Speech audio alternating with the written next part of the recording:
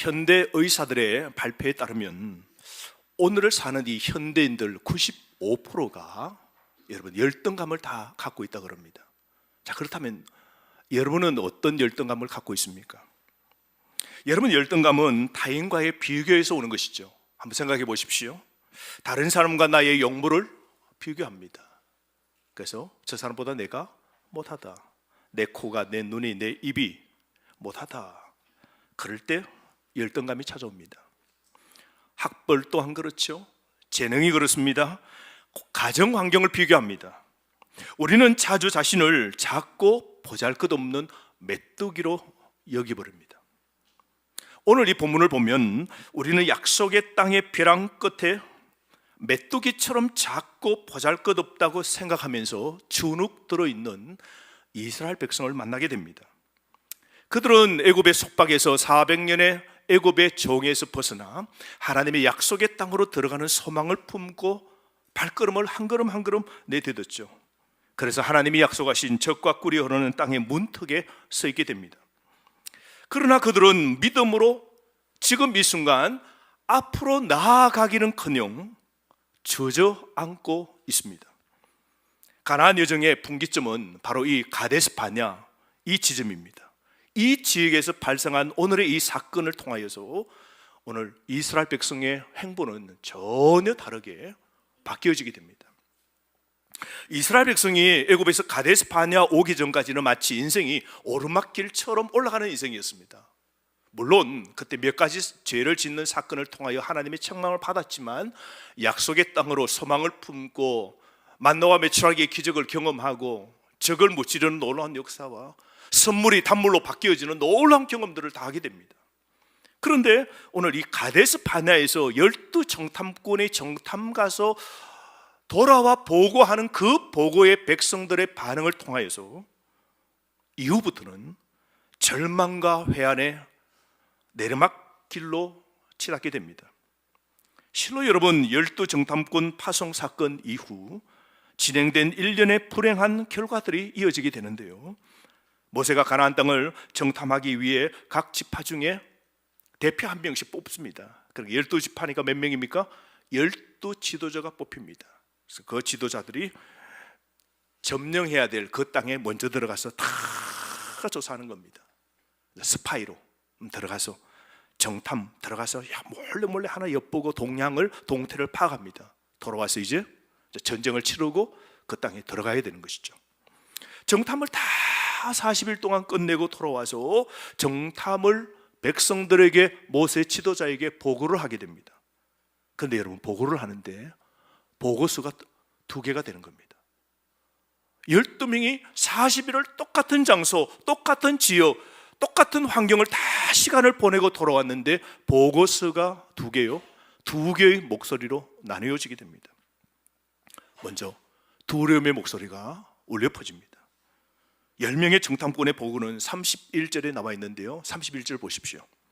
그와 함께 올라갔던 10명의 그 정탐꾼, 그 사람들은 이렇게 말합니다. 다 함께 시작. 우리는 능히 올라가서 그 백성을 치지 못하리라. 그들은 우리보다 강하니라. 이렇게 보고합니다. 갈렙과 여호수아를 제외한 10명의 정탐꾼 대다수는 약속의 땅을 40일 동안 다 정탐하고 두려움과 의심으로 가득 찬 보고서를 가지고 돌아옵니다. 가나안에 요새화된 도시를 봅니다. 얼마나 성들이 견고한지, 적들은 또한 키가 얼마나 큰지. 여러분, 네피림 후손이라고 그랬어요. 요즘 말하면 체형만 같이 키가 2m, 골리앗처럼 거의 3m가 육박하는 거인들입니다. 그 애들은 우유를 먹지 않고 잘 못 먹어도요, 출생이 그냥 DNA가 그냥 거인입니다. 다 1m 80은요 그 동네에서는 여러분 키가 작은 겁니다. 여러분, 보통이 2m고 2m 50이고 막 거인들이에요. 그걸 다 보고 그 땅을 정복하는 것은 불가능하다라고 결론을 10명이 내립니다. 이 10명의 관점은 하나님께서 약속하신 것에 대한 믿음이 아니라 육안으로 본 것에 의해 형성된 겁니다. 광야에 살던 이스라엘 백성들에게만 국한된 것이 아니라 저와 여러분, 오늘 시대에 우리도 어떻습니까? 하나님의 약속보다는 우리 앞길에 놓인 장애물에 초점을 맞추는 이런 것은 우리 인간의 성향입니다. 그래서 우리는 환경에 지배당하죠. 환경이 어렵고 이루어야 될 비전이 너무 크고 성취해야 될 어떤 일들이 너무 프로젝트가 클 때에 우리 모든 인간의 성향은 작고 주눅이 들고 마치 메뚜기처럼 자신을 축소화시킵니다. 우리는 종종 우리의 믿음이 우리의 상황에 대한 우리의 해석을 형성하도록 내버려 두기보다는 우리의 상황이 우리의 믿음을 좌우하도록 내버려 둡니다. 그래서 환경에 따라 우리의 믿음이 어떻게 해요? 움직여진다는 거죠. 작은 사건, 할 수 있는 일은 믿음이 크고 할 수 없고 중과 부족의 일 앞에서는요 믿음이 훨씬 작아져 버리는 것이죠. 오늘 이 10명의 정탐꾼은 하나님의 크기가 아니라 오늘 문제의 크기를 보았던 겁니다. 이 10명의 정탐꾼은 서로의 두려움과 의심을 먹고 자랐으며 그들의 이 집단적 부정은 이스라엘 공동체 전체에 영향을 미치게 됩니다. 한 명이 나가 보고합니다. 그 땅이 너무 좋아요. 포도도 너무 크고요. 과일도 너무 잘 되고요. 그런데요, 거성은 요새고요. 적들은 너무 강하고요. 무기도 너무너무 많고요. 우리는 싸움하면 진다고. 우리는 졌다고. 우리는 전쟁할 수 없다고. 한 사람이 보고합니다. 두 사람이 나와 보고합니다. 6번째, 8번째, 9번째, 10번째 부정의 보고가 이어집니다. 그 결과의 반응은 듣고 있는 백성들, 신앙의 이스라엘 공동체가 서로에게 두려움과 절망과 불평과 부정으로 가득 차게 됩니다. 사랑하는 성도 여러분, 교회인 신앙의 공동체도 동일합니다. 신앙의 공동체에는 서로에게 두려움과 절망과 부정과 불평이 아닌 신앙을 격려해야 할 책임이 있음을 강력하게 오늘 이 사건이 우리에게 시사하고 있는 겁니다. 이스라엘 백성들은 믿음이 부족했기 때문에 10명의 정탐꾼의 보고에 믿음의 사이즈가 축소돼 버립니다. 아, 할 수 없구나. 아, 이제 이 전쟁 치를 수도 없다고. 우리는 약속의 땅에 들어가지 못한다고. 40년 동안 광야에서 그 결과 어떻게 됩니까? 방황하게 되고, 의심했던 그 세대는 광야에서 다 들어가지 못하고 그 광야에서 약속의 땅에 들어가지 못하고 다 죽게 됩니다. 이것은 두려움과 의심이 하나님의 약속을 무색하게 할 때 치러야 할 영적 대가에 대해 오늘 우리에게 엄중한 경고를 하고 있는 겁니다. 여러분, 불신앙과 불평이 하나님의 백성에게 얼마나 치명적인가를 우리에게 잘 보여주고 있습니다. 이렇게 10명의 두려움과 불평과 낙심의 목소리가 있었지만 또 다른 보고가 하나 올라옵니다. 앞에 나와서 갈렙이 보고합니다. 갈렙의 보고는 믿음의 보고입니다. 30절 말씀 보십시오. 뭐라 그럽니까? 30절 다 함께 시작. 갈렙이 모세 앞에서 백성을 조용하게 하고 이르되 우리가 곧 올라가서 그 땅을 취하자 능히 이기리라. 갈렙의 인식은 대다수의 관점과 극명한 대조를 이룹니다. 정탐꾼 대다수가 그 땅에서 거인을 보고 두려움에 휩싸인 반면 갈렙은 같은 거인들을 보았고 강력하고 튼튼한 요새를 보았지만 믿음으로 가득 차 있는 겁니다. 갈렙은 같은 토종과 장애물을 보았지만 그의 인식은 크게 달랐습니다. 이러한 인식의 차이는 육신의 눈으로 본 것이 아니라 영적 눈으로 본 것에 근거한 것입니다. 여러분, 이처럼 하나님의 목적, 하나님의 비전에 이스라엘 백성들의 목소리는 두 가지로 나누어지게 됩니다. 하나는 두려움의 소리고 하나는 믿음의 소리입니다. 두려움의 소리는 그들이 본 것에 따라 움직이고, 반면에 믿음의 소리는 하나님 보시는 것 따라 움직이는 사람들이죠. 갈렙은 그들이 직면하게 될 어려움의 현실을 부정하지 않습니다. 그 적군이 키가 크고 요새고 거인인 것을 부정하지 않습니다. 점령해야 될 그 도시가 난공불락이고 요새가 튼튼하다는 걸 갈렙이 부정한 적 없습니다. 갈렙은 적들이 강하고 대단하다는 것을 무시하지 않았습니다. 갈렙은 현실을 정확하게 인식했습니다. 하지만 갈렙은 사실 너머로, 현재를 넘어 보는 쪽을 선택합니다. 오늘을 넘고 사실을 넘고 문제를 넘고 현실을 넘어 보는 쪽을 선택합니다. 갈렙은 믿음의 눈으로 보기를 선택합니다. 갈렙과 여호수아는 대다수가 다른 것을 말할 때조차도 하나님의 약속을 신뢰하기로 선택합니다. 오늘 이 갈렙은 순수한 낙관주의나 맹목적인 믿음이 아니라 하나님의 성품과 하나님의 약속의 뿌리를 둔 믿음의 고백입니다. 그것은 육신을 넘어 영적인 것으로, 일시적인 것을 넘어 영원한 것으로, 도전을 넘어 약속으로 가는 신앙을 갖고 있었던 겁니다. 여러분, 갈렙의 신앙은 대다수의 의심과 두려움을 잠재우고 우리가 올라가서 그 땅을 취하자 하나님이 반드시 우리에게 승리를 주리라. 오늘 약속하는 거 보십시오. 갈렙은 영적이고 하나님의 약속의 뿌리를 근거하고, 하나님의 그 약속이 뭡니까? 내가 너희들에게 애굽에서 나와서 약속의 땅에 들어가게 하리라 하신 그 하나님의 약속의 뿌리를 둔 믿음을 갖고 오늘 약속으로 가는 신앙을 선택한 거 보십시오. 사랑하는 성도 여러분, 이것이 오늘 우리에게 강력한 교훈입니다. 대다수가 할 수 없다, 안 된다, 끝이다 라고 말하지만 하나님은 능히 할 수 있다고 말씀하시는 상황을 얼마나 자주 만나게 됩니까? 우리는 얼마나 자주 다른 사람들의 의견, 의심, 두려움의 목소리, 우리를 둘러싼 세상의 보고에 의해 우리가 흔들립니까? 오늘 우리가 예배 드릴 때는 믿음이 강화됩니다.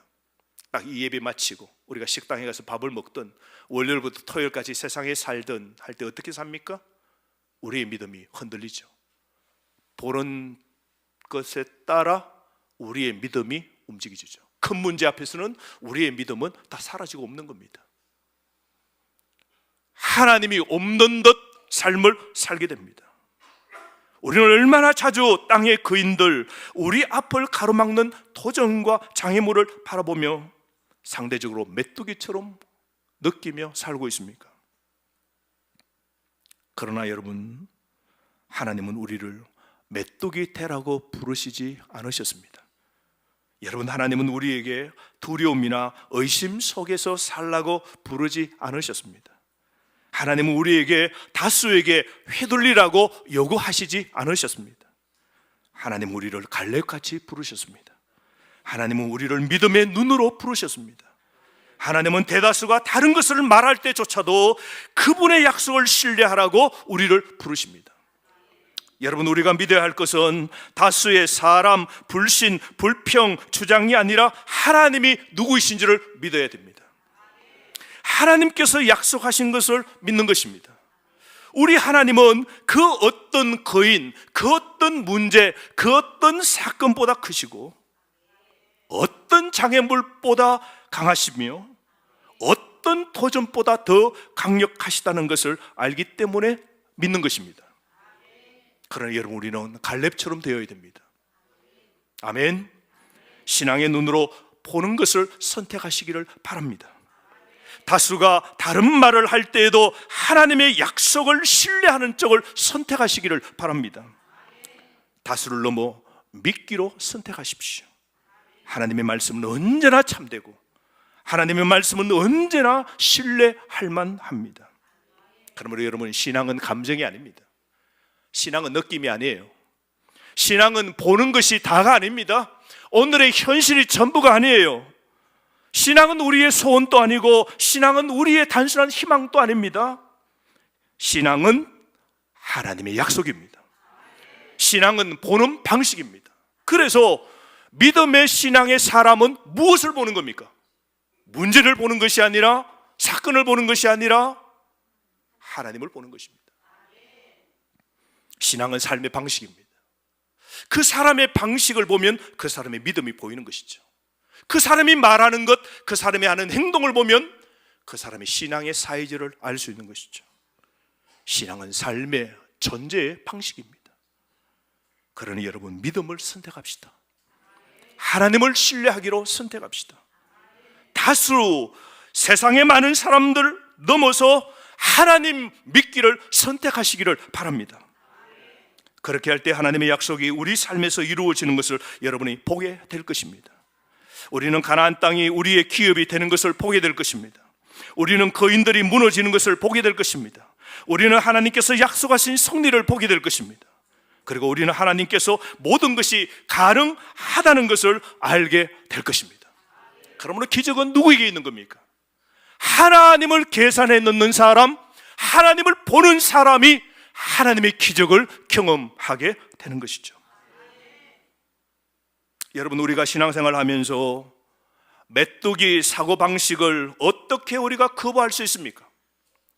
모든 상황 속에서 하나님의 능력을 인식해야 됩니다. 문제나 큰일을 직면하면 자신의 한계에 집중하기 쉽습니다. 가정도 그러지 않습니까? 가정의 크고 작은 문제, 남편의 문제, 아내의 문제, 자녀의 문제, 재정의 문제, 건강의 문제, 그 문제가 크다 이러면 어떻게 돼요? 믿음의 큰 사이즈로 문제가 적게 보여야 되죠. 하나님의 기적의 역사에 여지를 남겨둬야 됩니다.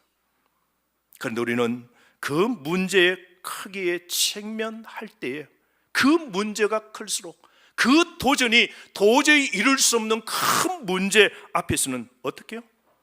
자신의 한계에 딱 직면합니다. 그래서 할 수 없다, 나을 수 없다, 고칠 수 없다, 해결될 수 없다, 남편도 아내도 자녀도 우리 가정도 이제는 끝이다. 자신의 한계에 집중합니다. 우리는 문제의 크기, 내가 이루어야 될 비전의 크기, 산의 높이, 골짜기의 깊이를 보고 우리는 압도당합니다. 와, 안 된다, 할 수 없다, 끝이다, 답이 없다, 뭐 어떤 것을 해도 이거는 도저히 이룰 수 없다. 거인 앞에, 네피림 거인 앞에 압도를 딱 당합니다.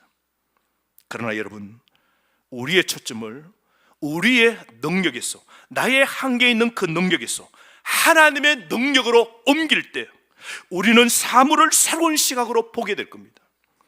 문제는 클지 모르지만 우리의 하나님은 더 크십니다. 산은 높을지 몰라도 우리의 하나님은 더 높으십니다. 골짜기는, 여러분의 문제는 깊을지 몰라도 오직 우리 하나님의 사랑은 더 깊은 것입니다.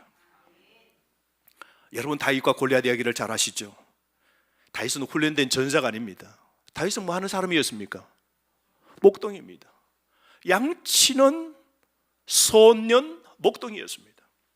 그런데 전쟁에 나아가서 어떻게 해요? 맞닥뜨린 적이 누구예요? 골리앗입니다. 형도 떨고 사울 그 나라의 왕도 떨고 모든 20세 이상 된 군인들이 다 떨고 있습니다. 도저히 이길 수 없는 골리앗이 앞에 떡 나타난 겁니다. 다 떨고 40일 동안 낮밤으로 나와 외치는 그 골리앗 앞에 꼼짝 못합니다. 와, 졌다. 와, 망했다. 와, 안 된다. 이길 수 없다. 해보기도 전에 사기가 다 꺾인 겁니다. 골리앗은 정말 거인이었고 노련한 싸움꾼이었습니다. 인간의 기준을 볼 때 이 승리는 누구의 것입니까? 골리앗입니다. 다윗은 승산이 없습니다. 그러나 다윗은 자신의 능력을 의존하지 않습니다. 그는 하나님의 능력을 의지했습니다. 그리고 다윗은 그 문제가 크게 보인 것이 아니라 그 골리앗 넘어 하나님이 더 크신 분으로 보였던 겁니다. 그리고 그는 그 골리앗을 향하여 외칩니다. 너는 칼과 창과 단창으로 나에게 나오거니와 나는 전능하신 하나님의 이름으로 너에게 나아간다. 믿음을 선포했습니다. 다윗은 자신이 처한 상황에서 하나님의 능력을 인정했고 결국 승리를 거두었지 않습니까? 여러분, 우리는 신앙의 삶을 살면서 메뚜기의 정신을 우리는 버려야 됩니다. 거부해야 됩니다. 인생의 거인들 앞에, 인생의 여러분 골리앗 앞에, 여러분의 인생의 지금 삶의 문제 앞에 지극히 높으신 하나님의 자녀로서 우리의 정체성을 받아들이는 것이 중요합니다. 메뚜기 정신을 거부하는 것은 단순한 의지의 행동이 아니라 하나님의 약속을 믿고 하나님의 말씀을 믿고 그분의 말씀에 성취하실 수 있는 그분의 능력을 신뢰하고 그분의 백성을 향한 그분의 흔들리지 않는 헌신 안에 인식하기 위한 의식의 선택입니다. 그래서 여러분, 믿음은 날마다 의식의 선택입니다. 하나님을 선택하는 겁니다. 문제와 환경을 선택하는 것이 아니라 믿음은 날마다 의식으로 하나님을 선택하는 겁니다. 우리는 우리 자신을 작게 보는 것을 이제 멈춰야 됩니다. 할 수 없다, 안 된다, 우리 자녀들 5월달 우리 자녀들 안 된다, 너는 재능이 별로 없다, 너는 뭐 잘하는 것도 없고 너는 어떻게 살래, 이만저만 걱정이 많아요. 내 문제도 그렇지 않습니까? 남 문제 볼 것도 없어요.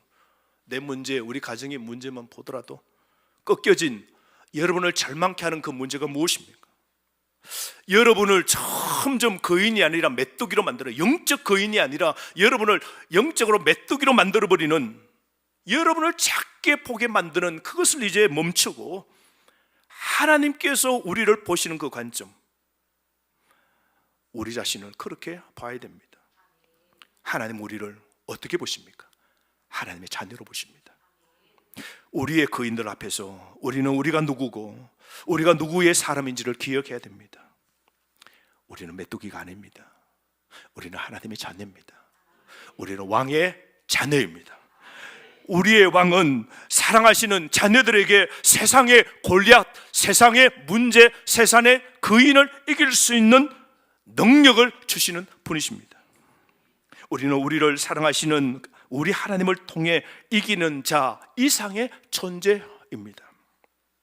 그러므로 여러분, 오늘 인생의 큰 문제 앞에서 큰 도전을 마주할 때 여러분의 자신을 메뚜기로 여기지 말고 하나님의 자녀로 보도록 여러분 믿음의 눈을 가지시기 바랍니다.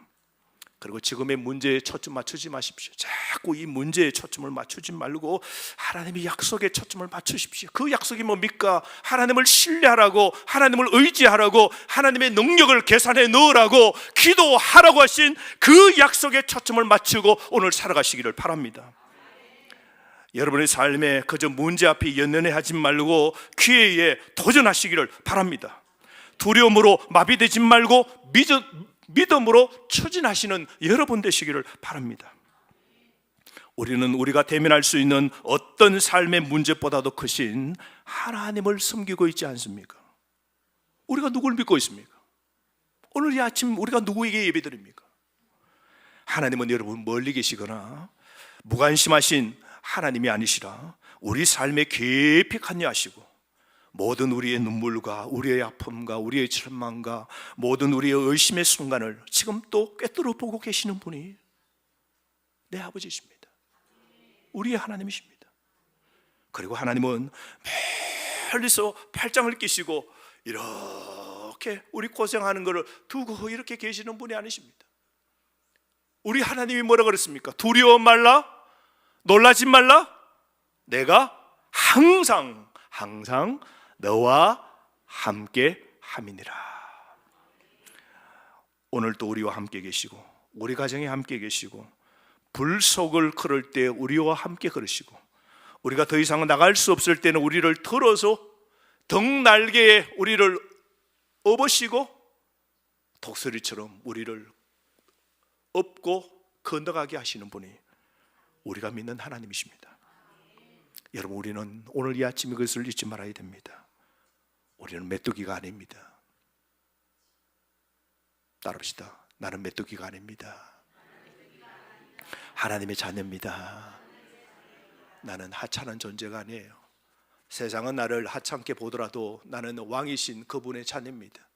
하나님은 나를 자녀로 삼으시고 하나님은 나를 너무 사랑하셔서 어디까지요? 자신의 아들까지 죽도록 하시고 죽음의 죄의 자리에서 우리를 빼내어 오늘 자녀의 자리로 우리를 삼아주셨지 않습니까? 우리는 이제 혼자가 아닙니다. 우리는 왕의 자녀고 하나님은 사랑을 받고 있고 우리 삶에서 거인과 어려운 문제에 맞서는 데 필요한 모든 것을 하나님이 공급해 주실 것입니다. 그래서 오늘 여러분 우리의 머리를 들고 오늘 세상으로 향하여 힘차게 나아가시기를 바랍니다. 내가 누구인지 그리고 그 하나님이 누구인지를 알 때 우리에게 참된 소망이 생기는 것입니다. 홍해를 가르시고 여리고 성벽을 무너뜨리시고 나사로를 죽음에서 살리신 바로 그 하나님이 오늘 우리와 함께 하시는 바로 그 하나님이심을 기억하시기를 바랍니다. 하나님은 변하지 않으셨습니다. 하나님은 약해지지 않으셨습니다.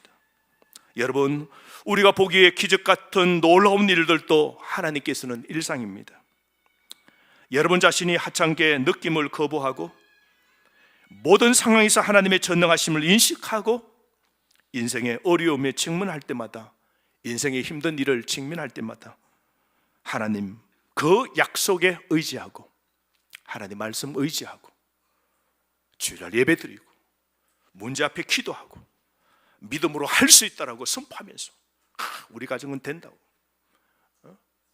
우리 자녀들이 여러분 우리가 6.25 사변 때 여러분 다 진짜 없었잖아요. 뭐가 있었어요? 6.25 때 뭐 집집마다 뭐 차가 있었어요. 여러분 우리가 가지고 있는 거 텔레비전에 있었습니까? 6.25 때 전자레인지가 있었어요. 여러분 아무것도 없었잖아요. 그런데 우리 자녀들은 또 얼마나 많았어요. 우리가 이게 한 집에 자녀가 1명, 2명이 아니고 3명, 4명, 5, 6명, 7명 다 그때는 그랬어요. 먹을 거 없어가지고 어떻게요? 먼저 먹으라고 우리 어머니들은 어떻게 했습니까? 그냥 물로 다 그냥 했잖아요. 숭늉 만들어서 물이 가득이고 그곳에 있는 숭늉이 뭐 밥알 좀 담긴 거 그거 마시고 그냥 보냈잖아요. 그래도 우리가 이렇게 잘 살게 된 이유가 뭡니까? 우리 부모가 우리 자녀를 향해서 어떻게 그랬어요? 옛날에는 콧물이 얼마나 많이 나왔습니까?